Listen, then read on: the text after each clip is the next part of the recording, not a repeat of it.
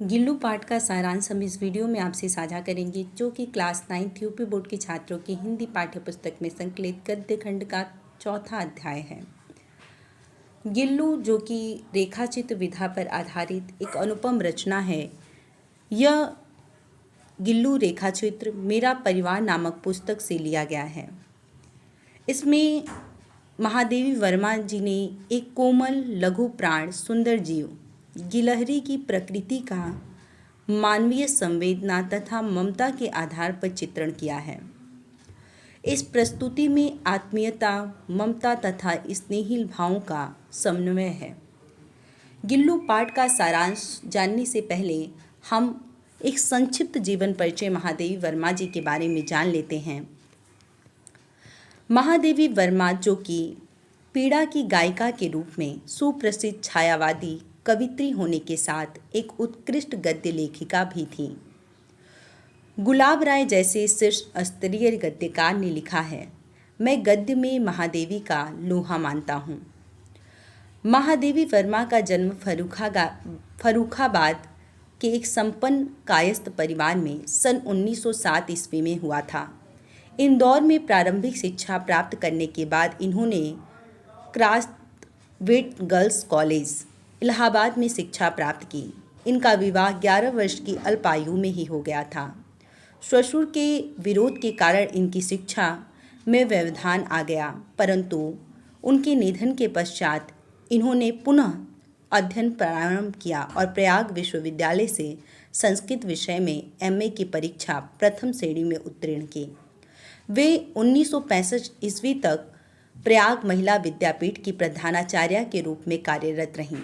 इन्हें उत्तर प्रदेश विधान परिषद की सदस्य भी मनोनीत किया गया।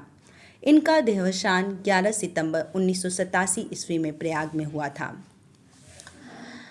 तो एक बार पुनः जान लीजिए कि महादेवी वर्मा का जन्म 1907 ईस्वी में और इनकी मृत्यु 1987 ईस्वी में हुई थी। इनके पिता का नाम गोविंद सहाय और माता का नाम श्रीमती हेमरानी देवी था। इनकी प्रमुख रचनाएं साहित्यकार की आस्था, अतीत के चलचित्र, मेरा परिवार, स्मृति चित्र, पथ के साथी इत्यादि है। आइए गिल्लू पाठ का सारांश देखते हैं, जो कि इस प्रकार है। हिंदी साहित्य की प्रसिद्ध लेखिका महादेवी वर्मा द्वारा लिखित गिल्लू रेखाचित्र विधा पर आधारित एक अनुपम रचना है। यह रेखाचित्र उनकी प्रसिद्ध कृति मेरा परिवार से संकलित है। प्रस्तुत रचना में गिलहरी जैसे एक अति साधारण एवं उपेक्षित प्राणी की चेष्टाओं का सजीव चित्रण करते हुए उसे एक स्मरणीय व्यक्तित्व प्रदान किया गया है। लेखिका लिखती है कि पीली सोनजूही के बेल पर लगी कली को देखकर उसे अचानक उस छोटे जीव गिलहरी की याद आ गई, जो कि इस बेल की हरियाली में रहता था और लेखिका को घायल अवस्था में मिला था। उस गिलहरी के बच्चे को लेखिका उठाकर कमरे में ले आई और रुई से उसका रक्त पोंछकर उसके घाव पर पेनिसिलिन का मरहम लगाया और रुई की बत्ती से उसे दूध पिलाने का प्रयास किया। 3 दिनों के उपचार के बाद वह इतना स्वस्थ हो गया कि उसने अपने दोनों पंजों से लेखिका की उंगली पकड़ ली। 3-4 महीनों बाद वह एक वयस्क गिलहरी बन गया और लेखिका ने उसे गिल्लू नाम दिया। लेखिका ने उसके रहने की व्यवस्था एक डलिया में रुई बिछाकर कर दी, जहां गिल्लू 2 वर्ष तक रहा। लेखिका का ध्यान अपनी ओर आकर्षित करने के लिए वह विभिन्न उपाय करता था। भूख लगने पर वह चिक-चिक करके लेखिका को सूचना देता था। गिल्लू के जीवन के प्रथम वसंत में लेखिका ने उसके लिए खिड़की की जाली का कोना खोल दिया था। लेखिका के बाहर से आने पर वह उसके सिर से पैर तक दौड़ लगाता था। गिल्लू लेखिका को जगह जगह छिपकर चौंकाता था और लेखिका की थाली में से सफाई के साथ खाना उठाकर खाता था।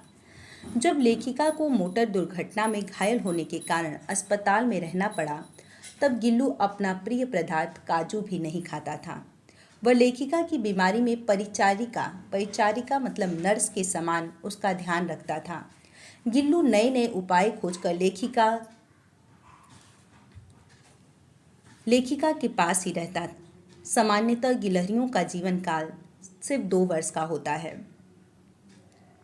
अपने अंत समय में गिल्लू अपने झूले से उतरकर लेखिका के पास आया और लेखिका की उंगली पकड़ ली।